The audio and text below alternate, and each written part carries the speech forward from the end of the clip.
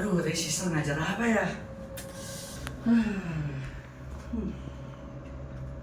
Oh iya, ngajar pusat pertanggungjawaban keuangan. Pusat pertanggungjawaban keuangan penting karena nah, coba nonton ini dah. Selamat datang di podcastan. Hari ini kita bakal ngebahas tentang pertanggungjawaban pusat keuangan. Hari ini kita bakal ngundang 3 narasumber. Ada CH, woi masuk woi. Woi, Masuk. hey, Yo, apa kabar, bro? apa kabar? Kedua ada Yopan. WhatsApp. 3 ada Piki. Masuk. WhatsApp.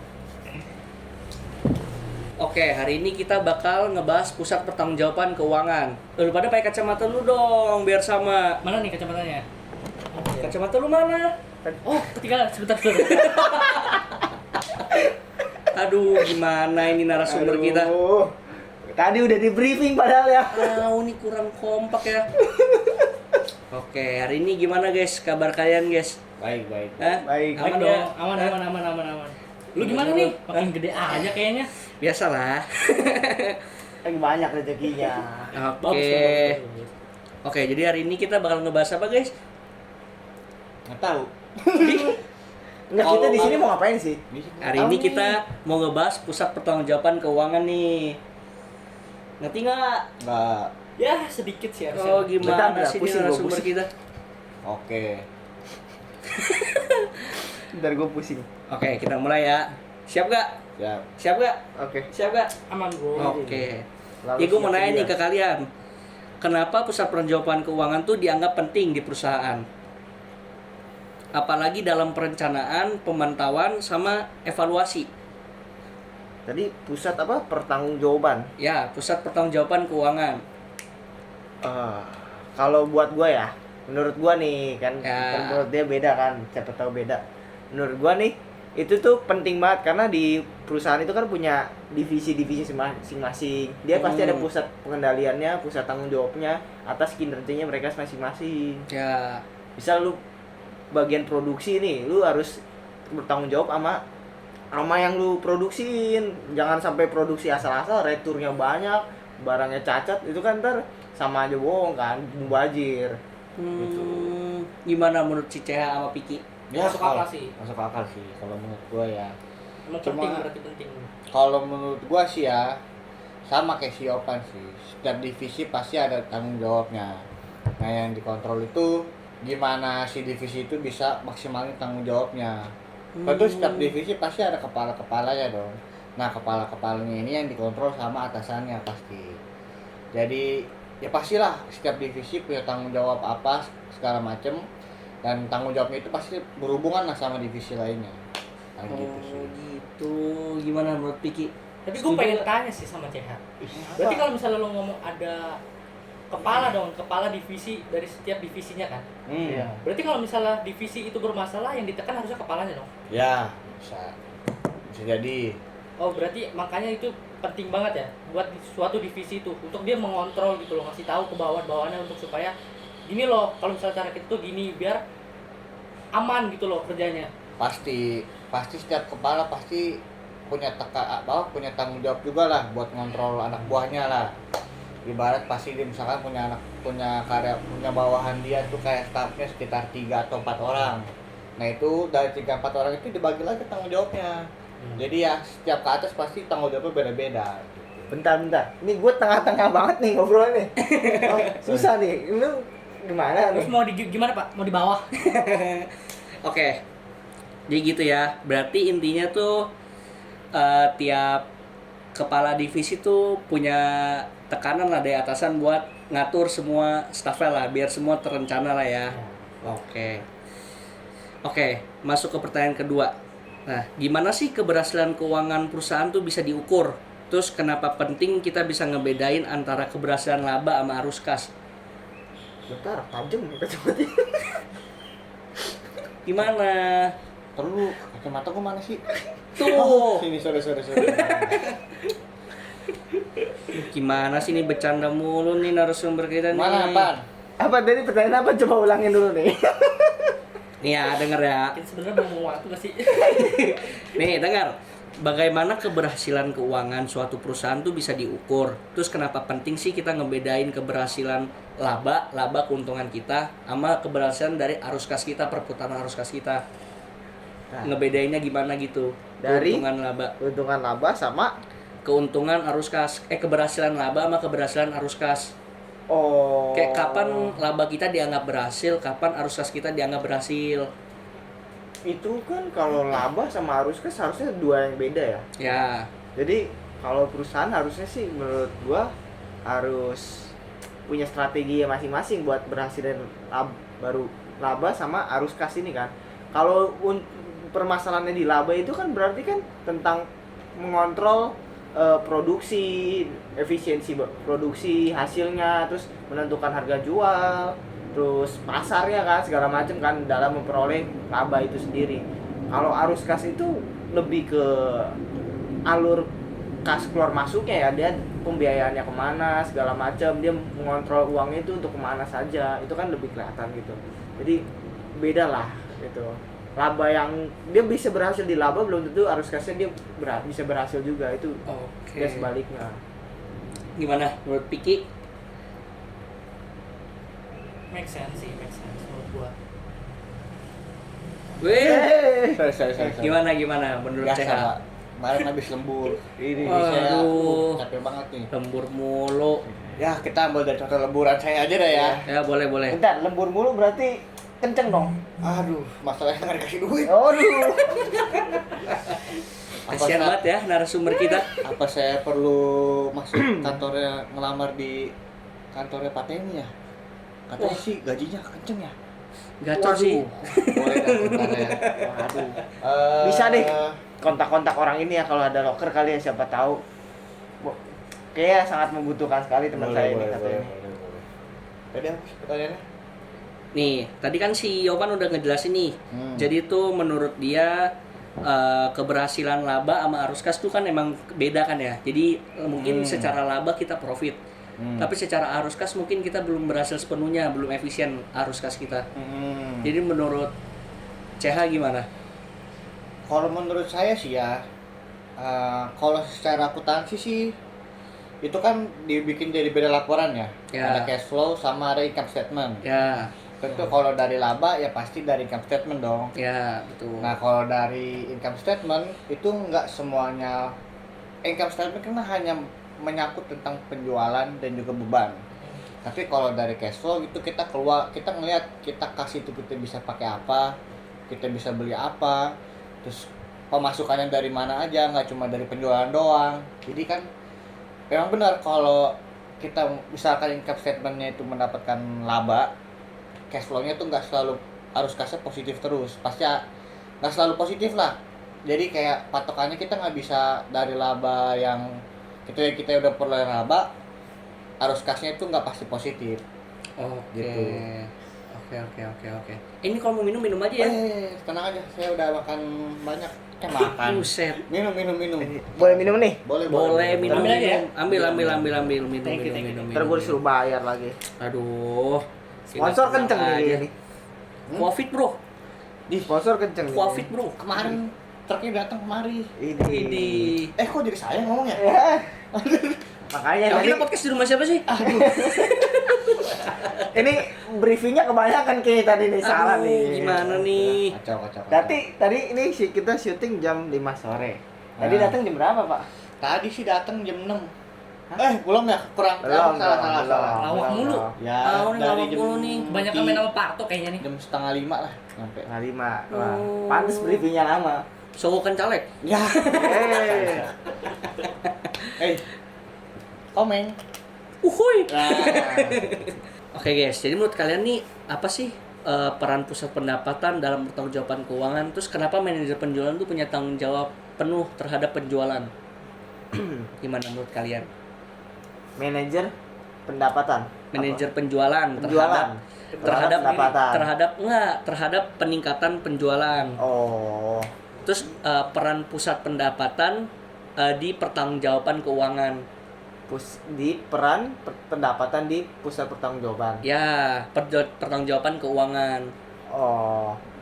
kita yang satu tadi yang awal dulu kali ya. Oke. Si manajer kan, manajer penjualan. Hmm. Kalau lihat manajer itu kan berarti jabatannya udah tinggi dong. Ya, Punya betul. supervisor punya salesnya sendiri banyak kan. Kalau manajer itu kan dia pasti ngontrol lah. Kayak anak buahnya harus berapa, jualnya harus berapa. Dia pasti bikin target per bulan biasanya ya. Ya, betul. Ada terus dia juga bikin KPI gitu kan. Buat ngecek anak buahnya, salesnya udah bagus apa belum. Terus kalau manajer itu biasanya dia lebih nyiapin strategi sih. Kayak bikin promosi kah, bikin apa bundle kah, misalnya beli apa sama apa harganya sekian. Dia lebih ke strategi marketing sih. Perencanaan Iya, lah ya. perencanaan. Kalau sales-salesnya kan tinggal Ngejalanin. iya Ngejalanin, jalanin, dia tinggal nyuruh iya, ini betul, kesini, ini betul. kesini, ini kesini gitu. Jadi dia pengaruhnya tinggi lah. Maksudnya kalau strategi dia berhasil kan pendapatannya tinggi, Ya, otomatis gitu. jadi otomatis dari si manajer penjual ini bakal berpengaruh ke pusat pendapatan Iya, juga. iya. Jadi, Nah, pusat pendapatan ini juga bakal mempengaruhi keuangan perusahaan lah, gitu ya. dari itu kan dia pasti pendapatan nambah kan. Ya. Pendapatan menambah kan ya, normalnya laba meningkat. Oh, benar. Normalnya ya. Harusnya dong. Ya. Kita kalau belum efisien kan bisa aja ada biaya lain yang membengkak juga kan, nggak tahu ya, tuh. benar. Itu normalnya sih begitu. Makanya kan ada namanya pusat pertanggungjawaban bagian biaya ya. Iya, Dia benar-benar. bagian sendiri untuk mengontrol biaya. Benar. Gimana menurut Piki sama CH? Sependapat gak sama Yopan? Pasti semua. Pasti, karena kan manajer itu kan emang dia kan cuma ngasih apa ya, kasih masukan strategi ke SPV, nanti SPV-nya langsung nerusin gitu loh. Jadi itu bagian otak strateginya, gimana supaya penjualan atau produk yang dia jual tuh makin banyak digemari. Gimana lo taktiknya yang tadi Yopan bilang kan, kayak bisa misalnya bundle, misalnya kayak di Indomaret, bener gak? Indomaret kan begitu, beli teh pucuk sama apa harganya jadi murah gitu loh, kayak gitu. Benar, Biar benar, produknya bisa benar. dijualnya cepet lah gitu, biar nggak kadaluarsa kalau misalnya untuk produk-produk kayak makanan gitu sih. Bisa. Dia ngatur waktu. Benar. Oke. Kemudian yang lagi nih, gimana pusat laba tuh berbeda dengan pusat investasi dalam konteks pengukuran kinerja perusahaan? Laba dengan investasi. Ya, kayak gimana ya? Kayak lu ngukur KPI gitu tuh dari pusat laba, dari profit sama dari investasi. Investasi di sini tuh jangka pendek kah atau jangka panjang maksudnya? Boleh coba jelasin dua-duanya juga boleh. Kalau jangka pendek kan investasi tuh rata-rata sih emang harusnya lebih ke jangka panjang ya. Ya, Kayak lu beli mesin-mesin aja itu udah termasuk investasi loh kalau buat perusahaan-perusahaan ya besar. benar. Investasi ke mesin-mesin itu, Ya, mesin yang lebih bagus, produksi bisa lebih banyak kan. Dari yang tadinya cuma 500 ya kan jadi 1.500. Kan lumayan tuh 2 kali lipat misalkan kalau investasi lebih banyak. Karena buat operasional perusahaan Iya. juga kan. Tapi kalau pusat pertanggungjawaban investasi dia harus bertanggung jawab atas investasinya. Misal dia ngusulin nih mau investasi mesin, apakah benar-benar kepake? Jangan sampai produksinya tuh misalnya dari 500 jadi 1.000 tapi gudang kita penuh nggak bisa nampung, buat apa? iya benar. Ujung-ujungnya produksinya akan kembali lagi ke 500. Benar. Itu bahkan ngeluarin cost yang lebih dan nggak kepake gitu, mau bajir ya kan. Dia harus tanggung jawab atas pilihan-pilihan dia lah yang dia mau investasi. Benar. Harus efisien gitu. Iya, apa yang dia- harus Iya, mateng. harus matang ya. Terus Kalau- kalau untuk laba? Kalau laba dia kan gabungan dari yang biaya sama pendapatan kan. Ya, betul. Kalau pendapatannya tinggi, biayanya udah bagus, berarti dia bakal tinggi labanya. Berarti dia lebih ke ngontrol mereka berdua nih. Biar jalannya tuh yang ini udah benar belum lurus, yang ini ada biaya-biaya yang belum harusnya nggak keluar tuh tapi keluar, harus dipangkas, atau biaya-biaya yang nggak perluin lah, lebih dimikir matang-matang gitu. Oke. Pemilihan kebijakan lah. Oke. Coba laba jangan gede-gede. Kenapa? Pajaknya gede. Aduh, Oh iya, aduh. Gak usah, kacamata lu mana? Sorry. Oh itu. gak usah lapor. Tuh. Kalau sekali ketahuan bayar mahal. Waduh. Lanjut. Oh iya, berarti jadinya tuh menurut Siopan tuh berarti gini ya. Berarti semakin besar laba anggapannya pengukuran kinerja perusahaan tuh jatuhnya kinerjanya cukup baik lah ya. Ya, dalam kasus normal-normal Ah. ya. Tapi Berbanding kalau lurus secara lah. investasi berarti bukan lihat besar atau kecil ya, tapi lebih ke efisiensi. Ya. Benar. Oke. Terus menurut Piki sama Cia setuju nggak? Saya setuju. Setuju. Oke. Nih ada pertanyaan lagi nih. Jadi perbedaan ROI, residual income sama economic value add tuh apa sih sebagai pengukuran? Soalnya masih banyak nih yang nggak tahu nih pasti teman-teman. Bentar minum dulu ya. Haus. Sama. Saya juga akan menjelaskan soalnya. Jadi haus juga nih. Aduh. Soalnya dari tadi saya ngomong mulu. Oh. Dari tadi ada yang nggak ngomong. Aduh gimana Jadi ini? haus nih. Yuk, gimana? Ini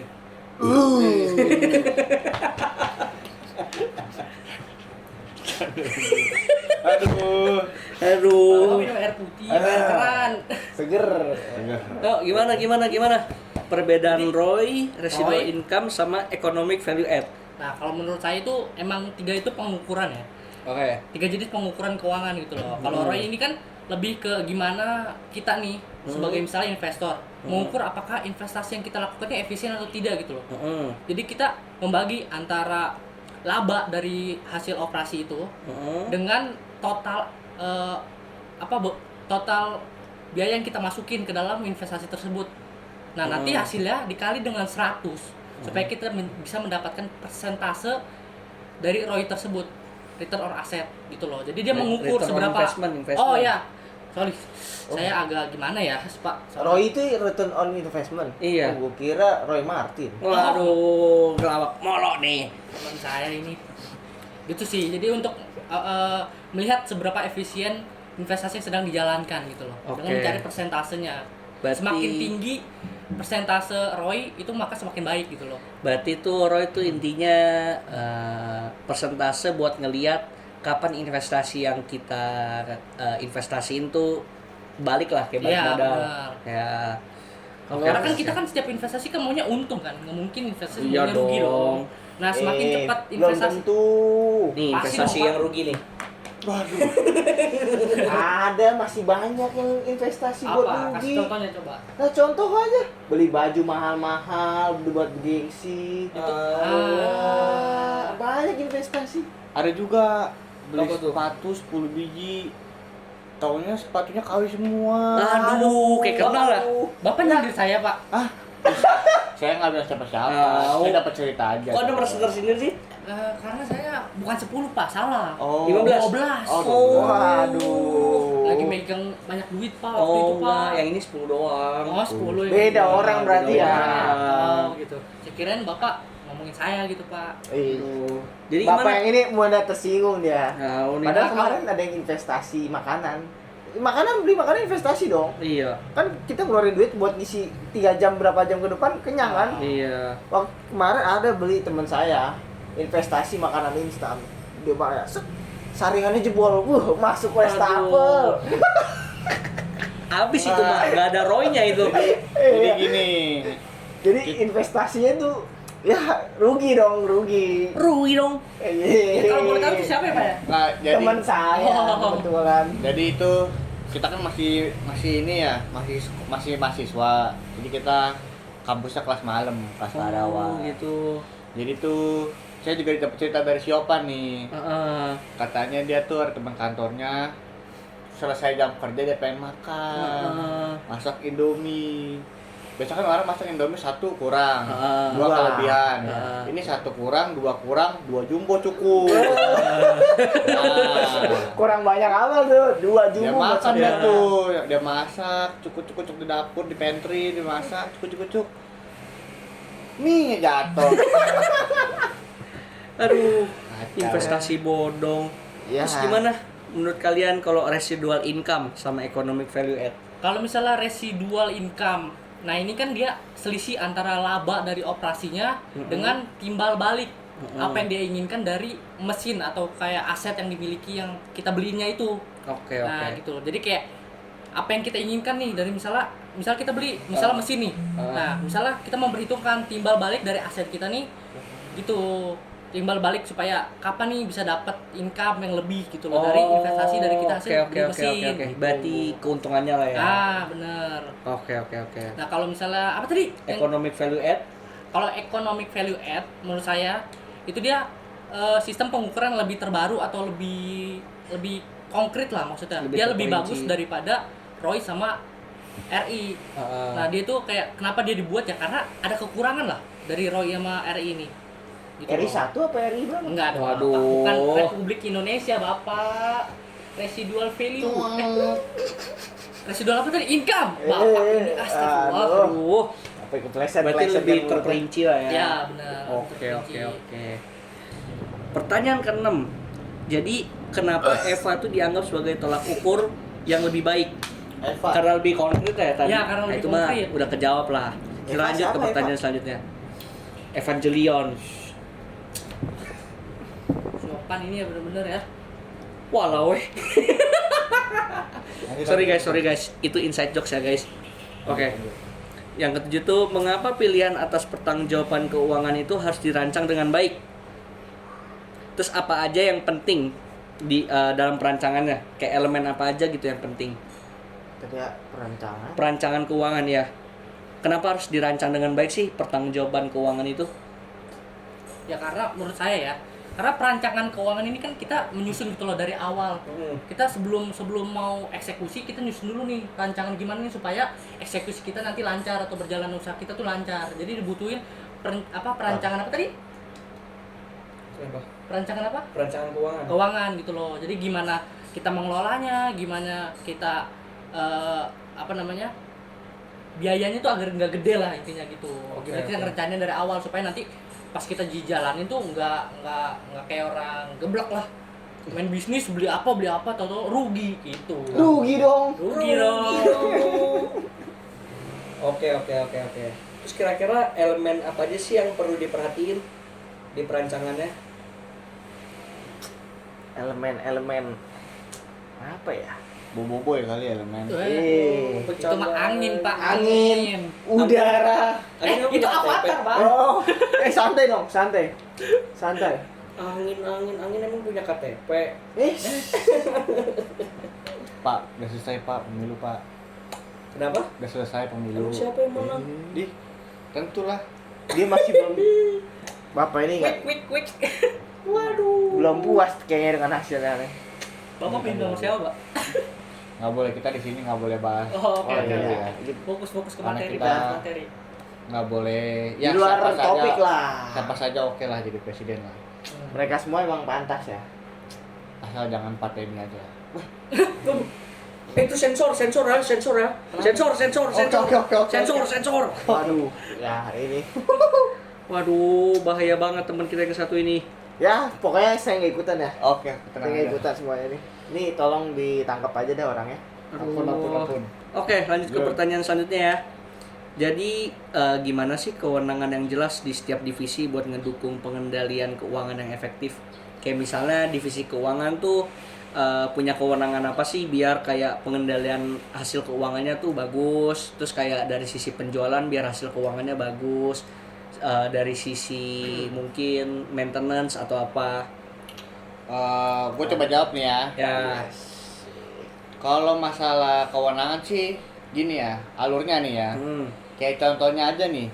Ini mungkin di luar dari divisi keuangan ya. Contohnya kayak misalkan nih orang gudang atau orang produksi itu dia nggak boleh tahu harga jual barang tersebut. ya, Kalau dia, Kira-kira- kalau dia tahu, dia bisa jual ke siapa aja dong. ya benar-benar. Dia bisa ngambil untung sendiri, Ya. gitu. Terus juga orang yang ngebuat PO, salah, bukan. Orang yang ngebayar invoice itu mesti dibedain sama orang yang ngebuat PO. Ya. Ketahuan udah pasti dong. Jadi orang yang ngebayar tuh nggak bisa ngebuat PO asal-asalan, Ya. karena ya harus jelas lah. Jadi ya hal-hal tersebut pasti bersangkutan lah, mesti beda orang yang megang, karena kalau kayak gitu balik lagi kita mau ngehindarin dari fraud ya, utamanya Ya. dari fraud juga kita harus ngehindarin. terus juga bisa ngambil, maksudnya sistem internal perusahaan tuh lebih bagus lah pastinya. Kalau sistem internal perusahaan bagus pasti ya kinerja perusahaannya pasti naik lah, pasti gitu. Oke. Saya mau sedikit nambahin aja nih. Oke. Dikit aja, nggak banyak-banyak. Banyak juga nggak apa-apa, Pak. Ih. Doyan kayak ini Bapak. Ih. Kan ini Terbapak kita diem aja podcast dong. santai, Pak. Ih. Terbapak diem aja dong. Enggak dong, Ya. Pak. Kan saya bantuin. Aduh. Siap su. Nih, kalau ini kan dari contohnya gudang ya kan. Ya, betul. Kalau gua coba cerita dari sisi divisi accounting kali ya. Oke. Accounting itu kan lebih ke pencatatan, Ya. kan? Ada penjualan segala macam gini-gini. Nah, divisi accounting ini harusnya dia punya wewenang dalam pencatatan itu tersendiri. Ya. Jadi kalau ada sesuatu hal yang dilakukan tidak sesuai dengan pencatatan yang seharusnya, dia bakal bisa cut off itu sendiri. Oke. Contoh kayak kita jual barang nih, barangnya belum keluar tapi kita udah keluarin invoice duluan, itu kan kita bisa tegur tuh, ini nggak Ya. boleh nih, barang belum keluar gini ya kan. Benar-benar. Terus kayak di invoice itu kan ada namanya, ya atau sendiri namanya sekarang perusahaan pasti jarang yang bayar cash ya kan, kontan gitu jarang lah. Rata-rata dia pasti butuh waktu untuk muterin uang. Orang pasti butuh waktu buat muterin uang. Benar-benar. Nah, dia bikin itu nggak boleh sewenang-wenangnya kan. Maksudnya ada aturannya, udah diatur juga lah itu. Ada tata caranya. Yang ngejual juga dari divisi penjual ini kan cuma tahu jual doang. Iya, Dia benar-benar. harus sinkron. Jadi dia nggak boleh nggak boleh mencampuri divisi accounting gitu loh. Oke. Si yang penjual, yang sales ini dia misal barang belum keluar ya kan, transaksinya ini mepet nih akhir bulan nih, transaksinya awal bulan nih. Oke. Dia mau masuk, dia sebenarnya kirimnya awal bulan depan, tapi dia mau masukin di Januari, kan nggak boleh gitu kan. Iya, benar-benar. Dia cuma pengen komisi dia tinggi di Januari kan, sales bisa begitu, dia request kan ya, Benar-benar. bikin invoice tagihan gini, padahal barangnya belum keluar. Itu tuh nggak, di divisi accounting berhak punya wewenang, dia bilang untuk bilang Nggak boleh enggak, catat. iya nggak bisa, yang ini nggak bisa. Benar-benar. Gimana? Vicky setuju nggak? Setuju Atau punya sih. pendapat lain? Kalau misalnya saya kan kebetulan juga kerja di bagian inventory. Ya. Nah, di bagian Manajer ya Pak? Enggak dong, staff biasa. Wis, amin. Bapak amin. manajer? Amin. Oh, belum ya sekarang berarti ya. Bapak? Oh, Bapak kan yang cuma host doang ya? Bukan, Iya, bukan. Bapak. Pengacara. Pengacara. Pengangguran banyak acara. Nah, balik lagi. Saya di bagian inventory. Saya ngurusin banyak barang masuk, barang keluar gitu loh. Saya catat di setiap report bulanan. Oke. Nah, kalau misalnya harian kan barang keluar, barang masuk, saya terus tektokan lah bahasanya sama orang gudang ini. Oke. Dan orang gudang ini biasanya nggak boleh tahu harga gitu loh dari suatu barang. Iya, benar-benar. Kalau misalnya dia tahu harga, bisa aja dong. Dia bilang, dia nyatet nih di surat bongkar atau yang biasa dia kasih ke saya untuk saya catat di Excel gitu loh, buat saya. Nah, dia catat gitu loh. Tapi sedangkan barang di gudang itu nggak ada karena dia ambil gitu. Oh. Untuk dijual lagi. Makanya kan dengan dia nggak tahu harganya, harga jualnya kan bakal mengurangi lah. Ya, mengurangi lah. Dia juga setidaknya. bingung ngejual kayak harga berapa. Nah, ya. iya. Jadi iya, kan mengurangi benar-benar. fraud gitu doang. Tadi Bapak bagian barang keluar sama barang masuk. Itu ada barang bagus kok. Barang bagus. Iya. Barang Apa nih yang yang bagus? Bapak maksud apa nih? Yang bentuknya kayak bubuk atau gimana, Pak? Yang set. Waduh. Berat. Gitar. Gitar. Bapak Gitar. di tempat ini kan pembuatan alat musik kan? Kagak, Pak. Oh, bukan. Oh, bukan. Oh, saya kirain Oh. gitar Spanyol. Iya. Gitar Spanyol. Iya. Musik. Yes. Uhuy. Enggak, Pak, udah gitu Itu sih mah Jawa saya. Barat punya. Waduh. Udah yuk, lanjut aja yuk. Lanjut. Sapu. Berapa pertanyaan lagi nih, Pak? Capek nih, Pak. Honor kecil lagi. Gimana sih? Capek ngomong di sini. Jangan lupa bersyukur. Oh, iya. Oh, ya. Kan belum ada mau ngarepin apa? Oh iya, benar. Bersyukur, Pak. Kita di sini. Kita Udah saya kasih air juga. Bukan. Nanti kalau dia udah cair AdSense-nya, saham kita ada di sini. Nah, Roy. Boleh. Roy. Bisa. Tapi Iya, harus ROI-nya bagus kalau ada AdSense ya. Kalau Kalau nggak ada AdSense-nya, minus. Walau weh.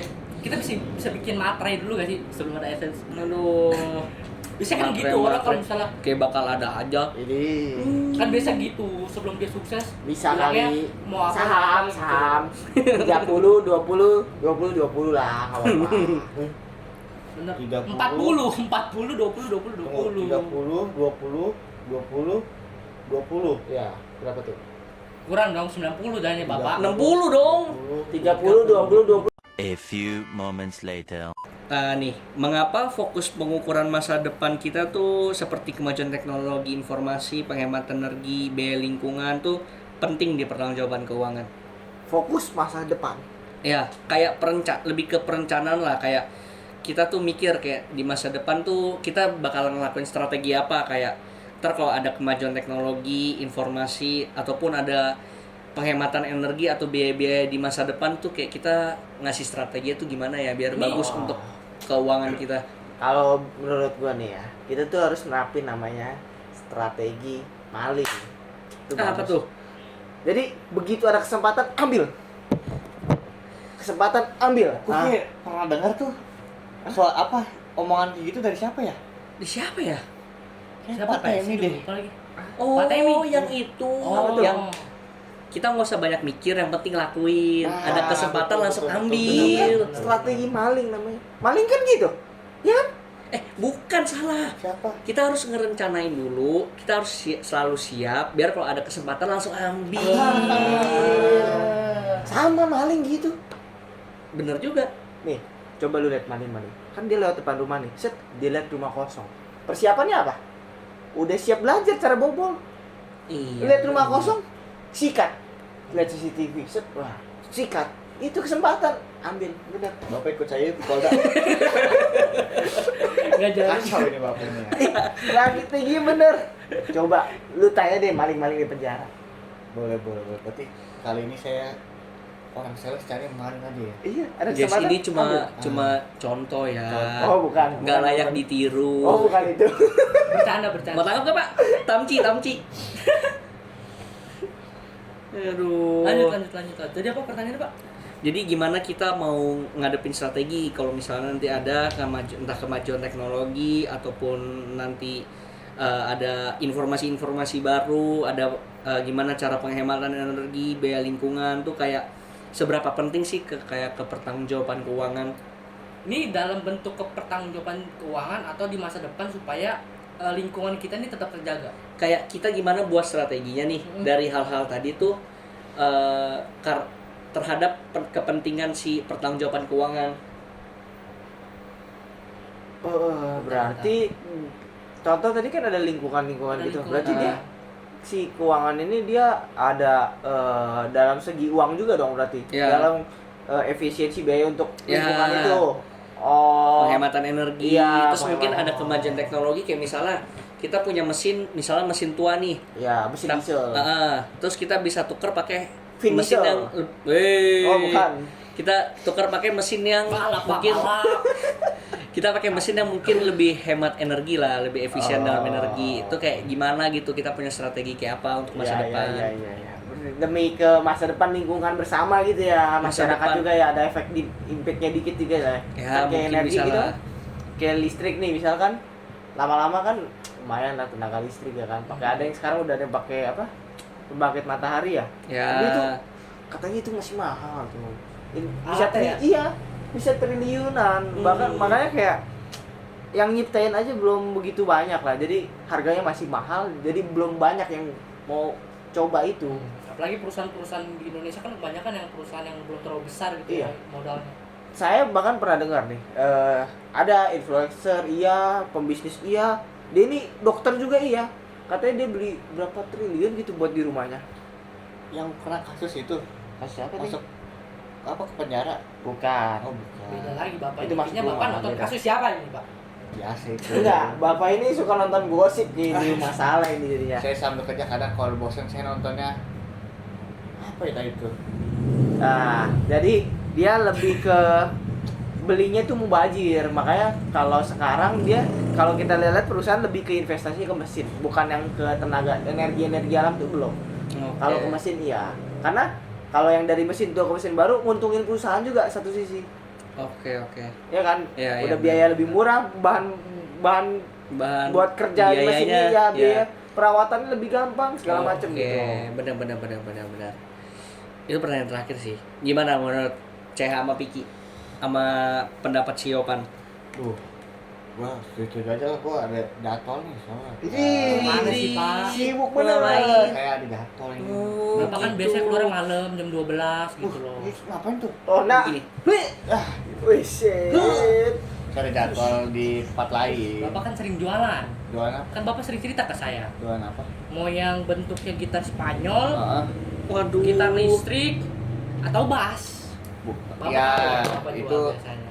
saudara saya. Oh, Iya. Bapak jual saudara sendiri berarti. Bukan. Oh, kira. Itu dia buat musik apa jualan alat musik buat yang konser tengah malam. Wih, keren. Jadi kita tutup aja nih, udah pada mau cabut ya? Ya. Ya. Oke.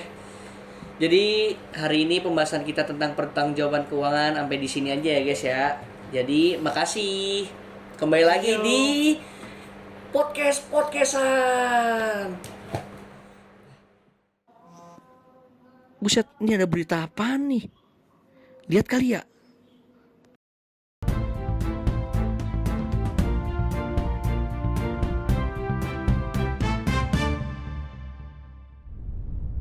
Kembali lagi di Tiba-Tiba Berita. Bersama saya Yovanes Jayputra akan membawakan berita-berita terkini. Nah, kali ini ada berita yang cukup menarik ya dari Azim Nafriansah selaku perwakilan di DTC Consulting mengatakan bahwa industri sektor pertambangan sering melakukan transfer pricing. Sekarang saya sudah terhubung dengan Bapak CH selaku Komisaris PT Atas Bawah Mantap yang juga terjun di industri pertambangan. Selamat pagi Pak. Ya, pagi Pak. Bagaimana pendapat Bapak terkait berita tersebut ya Pak? Kalau menurut saya sih ya, itu udah urusan karyawan saya sih ya. Aduh, nggak bercanda. Jadi kalau masalah transfer pricing ya, itu ya salah satu apa ya bila saya dibilang ya, salah satu fasilitas lah untuk semua perusahaan lah ya. Cuma ya karena kita tersorotnya di bidang pertambangan, jadi kita jadi mencolok banget nih. Nah, saya mau ngejelasin nih dari transfer pricing itu apa sih? Nah, kalau transfer pricing itu kayak contohnya misalkan di dalam perusahaan saya nih ada divisi 1, ada divisi 2, di mana-mana di antara divisi tersebut tuh saling membutuhkan spare partnya. Nah, di dalam transaksi antara divisi 1 ke 2 itu ada namanya transfer pricing, di mana ada yang jadi divisi pembeli dan divisi penjual. Nah, di transfer pricing ini itu ada metode-metodenya. Nah, yang pertama itu dari harga market. Nah, dari namanya bisa dibilang tuh market based transfer pricing. Nah, itu kita ngambil harga transfernya berdasarkan harga pasar. Patokannya ya dari pasar, dari luar ataupun eksternal. Nah, tapi kan nggak semua perusahaan tuh punya barang ataupun jasa yang ada di pasar. Nah, biasanya itu pakainya modified market price, yaitu harga yang beredar dikurangi sama biaya-biaya khusus dari penentuan perusahaan tersebut. Nah, yang kedua itu ada full costing. Kalau full costing itu kita pakai harga yang aktual, harga aktual di perusahaan kita belinya berapa, kita jualnya berapa. Nah, cuma kalau dipakai full costing itu ada yang namanya efisien sama nggak efisien. Jadi di divisi penjual atau divisi pembeliannya itu nggak bisa memaksimalkan efisiensinya dia. Yang keempat itu ada negosiasi transfer pricing. Apa sih negosiasi transfer pricing? Yaitu sama artinya kayak negosiasi aja dari divisi pembeli sama divisi penjual. Mereka sepakat harga berapa, makanya harga itu yang ditentukan. Lalu yang kelima itu ada opportunity cost approach. Nah, ini tuh apa sih? Ini tuh bisa dibilang kontribusi maksimum yang dikorbankan. Namun metode ini tuh nggak ada di laporan keuangan. Nah, harga transfernya minimum yang dapat diterima oleh selling division dan harga yang tertinggi yang bersedia dibayar oleh buying division. Paling gitu aja sih Pak kalau untuk metodenya. Oke, baik Pak. Kalau transfer pricing sendiri ini tuh punya tujuan apa sih Pak? Kalau transfer pricing ya, kalau buat di wilayah domestik nih ya, misalnya di wilayah domestik tuh di dalam perusahaannya nih ya, itu tuh buat ningkatin performa masing-masing divisinya. Terus juga bisa ningkatin motivasi manajernya untuk evaluasi kinerja yang lebih baik dan juga terciptanya goal kerja yang lebih baik. Nah, kalau untuk internasional, skala internasionalnya, dia itu bisa meminimalisir pajak yang kita bayar, terus juga mengurangi resiko nilai tukar akibat transaksi antar negara. Nah, sekolah kalau kita beli keluar atau misal kita beli ke Korea atau apa, itu kan ada kursnya ya. Nah, itu bisa meminimalisir resikonya. Nah, yang ketiga itu ada ningkatin posisi kompetisi yang lebih kuat gitu sih Pak. Oke, kalau ini nih pertanyaan terakhir saya nih ke Bapak. Kalau Bapak sebagai komisaris nih, Bapak itu akan menyarankan perusahaannya itu untuk melakukan transfer pricing atau tidak ya Pak? Kalau saya sih ya menyarankan harus pakai transfer pricing sih, dimana transfer pricing sendiri itu banyak memberi keuntungan lah untuk perusahaan kita lah. Kita bisa netapin untuk karyawan-karyawan di divisi masing-masing ya, jadi kita bisa ningkatin juga misalkan performa divisi A atau lagi turun, nah kita bisa tingkatin melalui transfer pricing ke divisi B, paling gitu sih Pak. Oke, baik. Terima kasih ya Bapak atas waktunya dan jawabannya. Selamat pagi. Pagi. Oke, barusan kita sudah mendapatkan jawaban dari Bapak CH selaku komisaris PT Atas Bawah Mantap. Sekian berita kali ini, saya Yovanes Jayputra pamit undur diri. Terima kasih.